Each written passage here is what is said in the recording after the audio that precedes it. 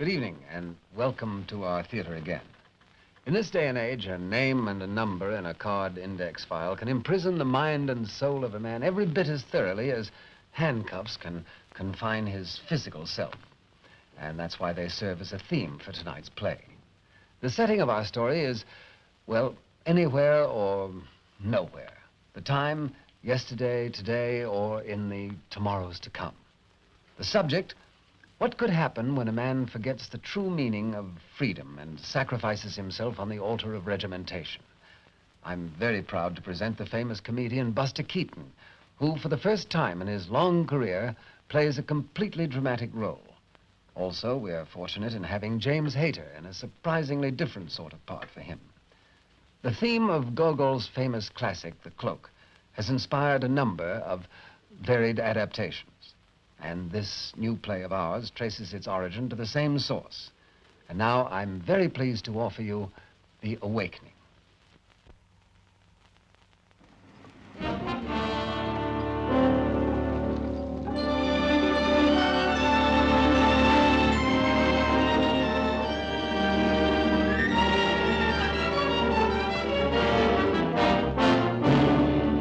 Attention, attention, attention. This is the State Diffusion Service. This is the State Diffusion Service.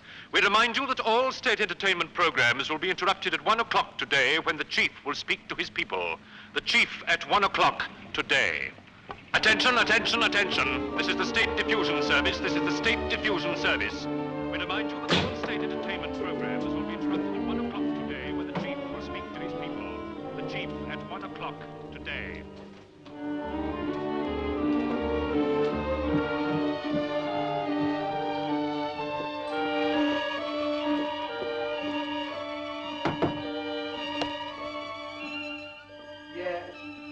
Open up!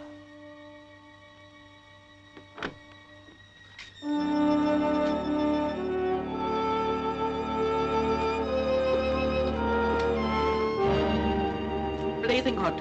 It's been burning for hours. Hours! Don't lie to me. Costs me more to light your room than all the other rooms put together. Well, everyone cheats me. Everyone lies to me. But it's impossible. I can't even make my expenses anymore. Oh, what's the use?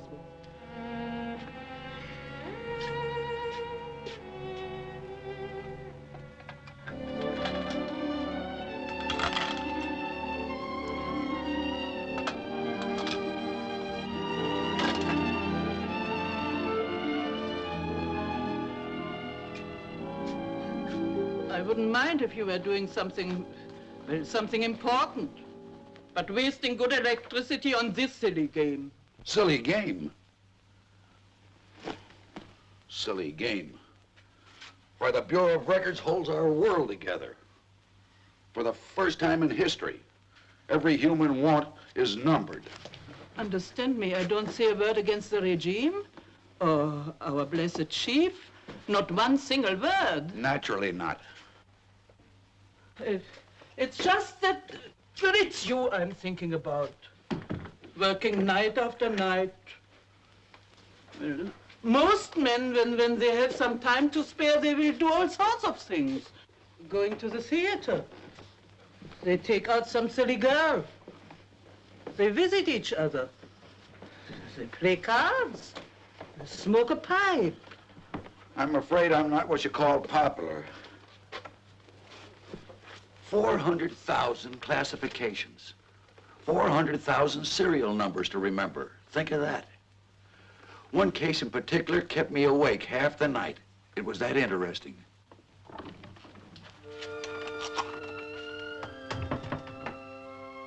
Oh, greetings, Fondor. Good morning. Morning. Oh, it's cold outside. You were telling me about that interesting case.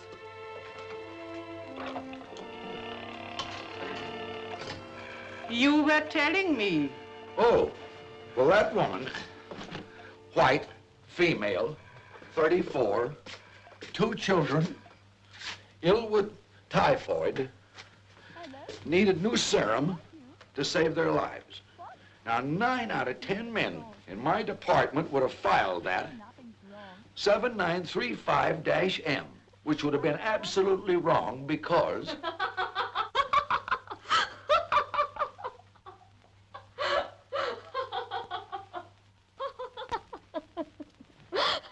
It's one of the rumors. He's got a coat that's falling apart. It's the funniest thing you ever saw. Looks like a torn teddy bear. Some people just don't have any manners. But the coat could do with some mending. Well, I was thinking of dropping by my tailor. I'll do it at lunch. A patch here and a stitch there will look as good as new. Of course. I'd better be going. Except that he looks so funny. 1 minute. What happened to the children? Children? The children who have been sick. Did they get the serum in time? Oh, I haven't the slightest idea, but it was numbered correctly. It was 78362-J, not M. How could it possibly be M? And how would I know about the children? That would be another department. Why do you ask? No reason at all. Don't forget your tailor at noon.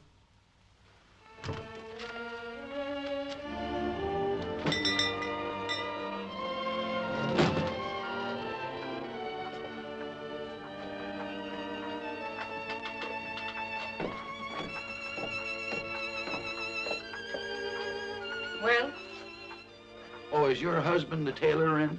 do you see him? No. No, neither do I. Which means he's delivering a jacket, the sleeves of which he has lengthened. Which means he's sitting down with the owner of the jacket, having a long talk and a cheap cigar. Which means that he'll charge the owner of the jacket exactly half of what he should charge him. Which means that I shall have to go like a beggar this afternoon and try and get the rest of the money. Oh, wait. Who cares? You haven't got your radio turned on. You're not listening to the chief's speech. Speech? It's already time for his speech. Whatever's happened to this morning? I thought it was an hour away yet. Oh, I missed it. Every one of you are in my deepest thoughts. Not one of all the faithful millions who call me chief shall be forgotten. Of that you may be sure. Not an hour passes without some new exciting plan to bring my people a happier tomorrow. Just fill the house. When the last enemy is destroyed, when his body lies broken and bleeding under our steel, then you will see what your chief has planned for you. Our little tots will grow as fat and pink as sausages, and grandfather and grandmother, they shall bask in warm sunlight in the sunset of their lives. Wake up. Wake up. Wake up. Oh, I must have dozed off. What time is it? Well, it's past my lunch hour. I'll be late for work. Here. Fix this. I'll pick it up at 7 o'clock. Wait. The coat can't be repaired anymore. Well, what are you talking about? You've done it dozens of times. There's nothing left to fix. Cut it up and use it for shoelaces. Look at the trash people bring me. What am I? A tailor or a magician? Well, what's to be done? You must have a new coat. A new coat? Why, I hadn't figured on a new coat for at least 5 years. How much would a new coat cost? I could make a nice coat for you for 200. 200? Oh, let's be sensible. I didn't come here for a new coat. I don't want a new coat. I don't expect miracles. Do the best you can. Out of the question. But don't you understand? I can't afford a new coat. What's the matter? Back to the kitchen. I have hardly any money. It will be such a fine coat. Corded frogs. Maybe even a little fur on the collar. I pour my heart into it. Do you know how long it's been since I worked on a new piece of material? If I could only afford it. It will be 3 months till the really cold weather starts. Cut your expenses to the bone. How? Do you send out your laundry? Buy a box of soap and do your own washing. Miss a few lunches every week. Instead of taking the bus or streetcar, couldn't you walk home from work? Do your heels wear out as fast as mine do? Added expense. Learn to walk only on your toes.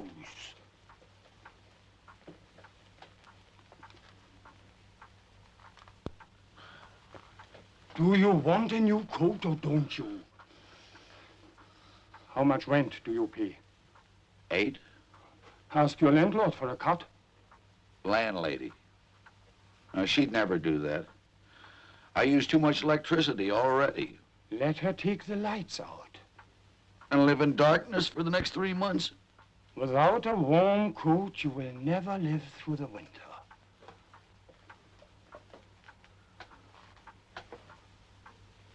When can you come in for the first fitting?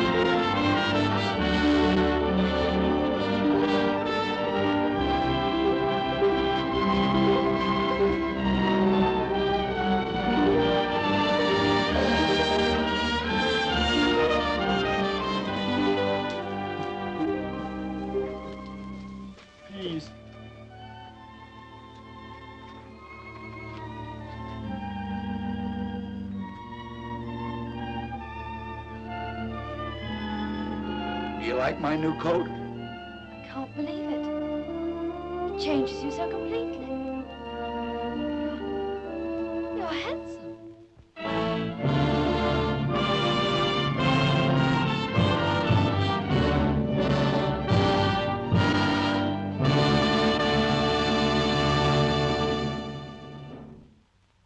Now, in just a moment, after a brief message from our sponsor, we'll be back with Act 2 of our play tonight.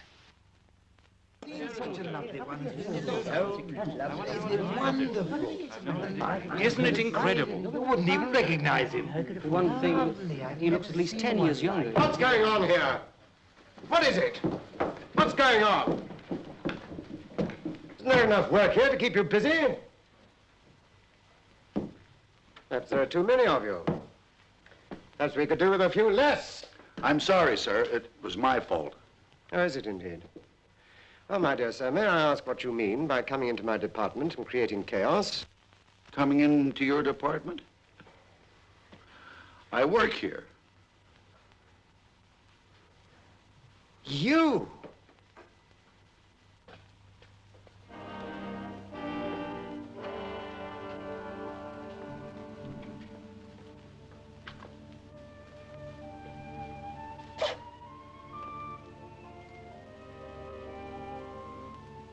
I can't believe it. It changes you so completely. You're handsome. Really handsome.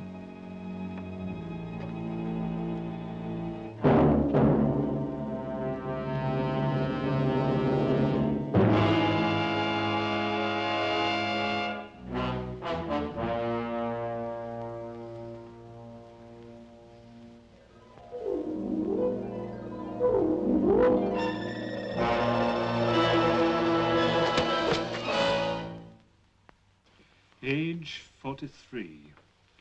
Still an object? I believe you said it was just an overcoat. Not just an overcoat. This was a very special overcoat. It had the finest material you Overcoat. Well, I think that does it, sir. Does it? The report will be promptly filed and duly processed. Yeah, but when do I get my overcoat back? That's not my department, sir. You see, first it goes to the Bureau of Records for proper numbering. And that would be 6397-T. I beg your pardon? That would be the correct number. How do you know that? Oh, I work in the Bureau of Records. Then you should know the procedure. Yeah, but my overcoat. I want my overcoat. I protest. Did I understand you to say you protest? Well, winter's here, and I've got an awful bad cold. And I've been so...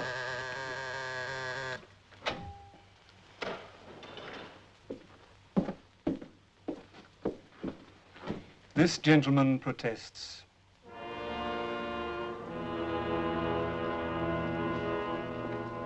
You!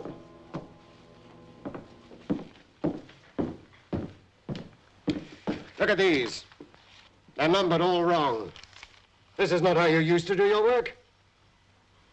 I'm sorry, sir. Searching for the parents of an abandoned child. Since when was that a 35904-T? Only 9 years old. Poor little lad. Hmm? It must be a lonely feeling to be left somewhere when you're only 9 and can't understand. What difference does that make? Get it properly numbered. That's all you've got to worry about. Yes, sir. The only reason we took you back into this department is because you're supposed to be such an expert. And now, all these mistakes. What's wrong with you? Oh, I really don't know. I guess it's because my overcoat was stolen. Oh, the overcoat again. How many more times must I hear about the overcoat?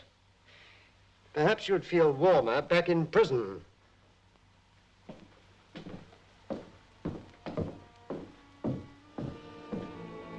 Won't nobody help me? Don't nobody care?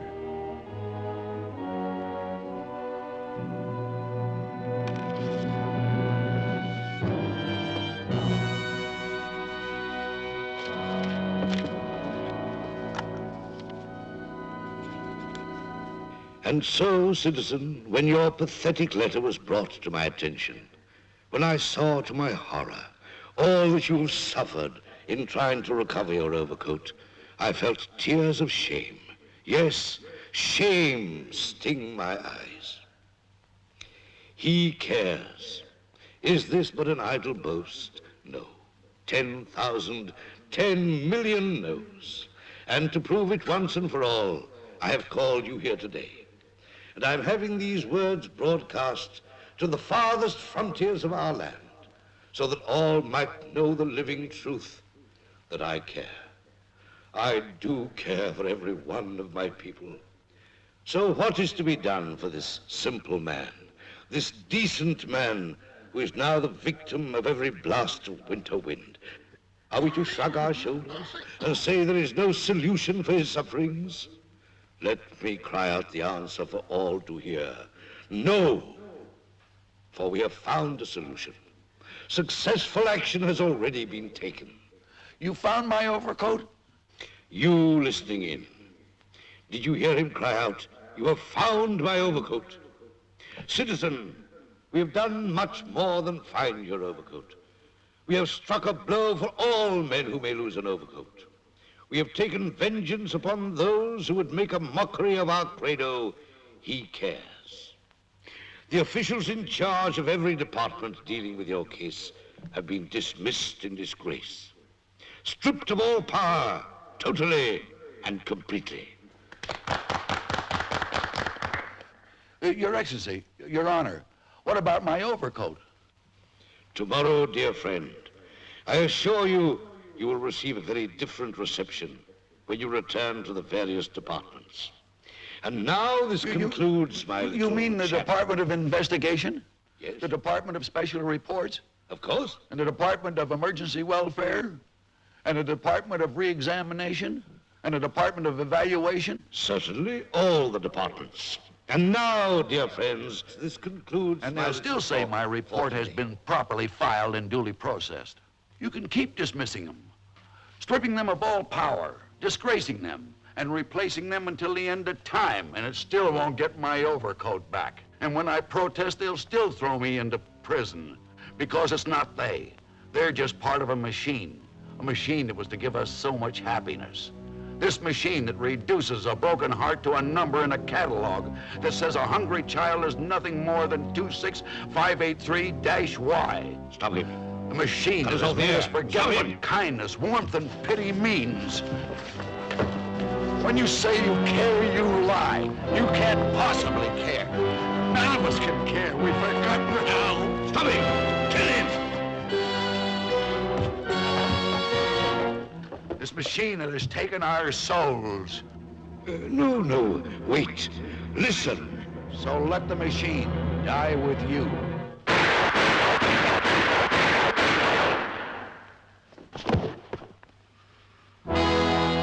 What have I done? What have I done? And will be ours with all the good... Wait off! And so, dear friends, this concludes my report to you on my plans and hopes for a happier life. This is the State Diffusion dream. Service. You have been Only a dream. by our glorious chief. What is it? What's wrong with you? Been unavoidably Oh, prevented nothing. from listening to his words. I'm all right. There will Fine. be repeat All right. session at 10 o'clock. So now you have had your good sleep on the premises, so what you want? 10 o'clock tonight. It's past my lunch hour. I'll be late to work. Here. Fix this. I'll pick it up at 7 o'clock. Wait. The coat can't be repaired anymore. What? There's nothing left to fix. Cut it up for shoelaces. You said that before. Look at the trash people bring me. What would a new coat cost me? I could make you a fine coat for 200. With corded frogs. Why not? Maybe even a little fur on the collar. I pour my heart into it. Do you know how long it's been since I worked on a new piece of material? Oh, no. What's bothering you? Without a warm coat, you will never live through the winter. It wasn't a dream. It was a vision. A vision of what would happen if you made me the coat. A vision? What are you jabbering? Like in the dream. The coat would be stolen. And trying to get it back, I would discover how rotten everything is, what a farce everything is, and would be thrown into prison. And in the end, like in the dream, I'd go to the palace and I'd...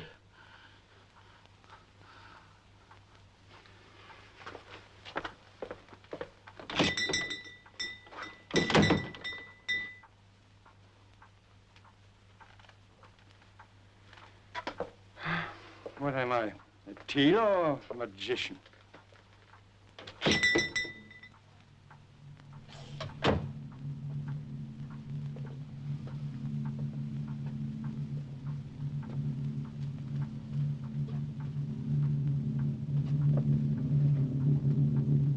make me the coat.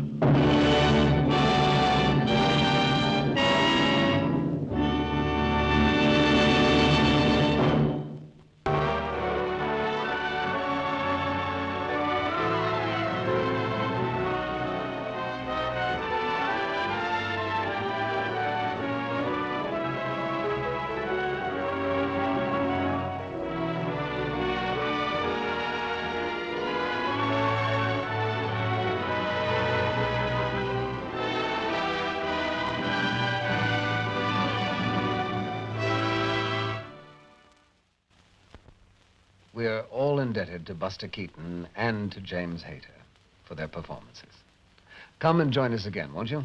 And you may be sure that we'll continue our effort to produce the best stories we can find from whatever part of the world we can find them.